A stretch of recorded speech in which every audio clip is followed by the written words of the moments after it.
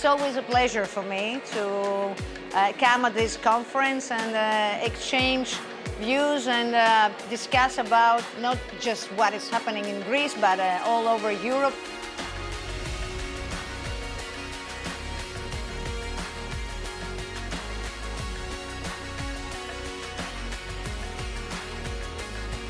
Launch is betting strongly on the European market, so Greece is also one of our priorities, and these events are an opportunity to get closer to the players, the main players, so that's why we are here also. Actually, both for the networking and for the content. We liked the sort of short one-day framework with a lot of really timely topics in short, digestible chunks.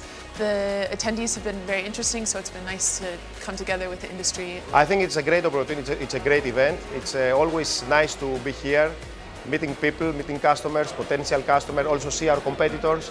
It's always nice to meet each other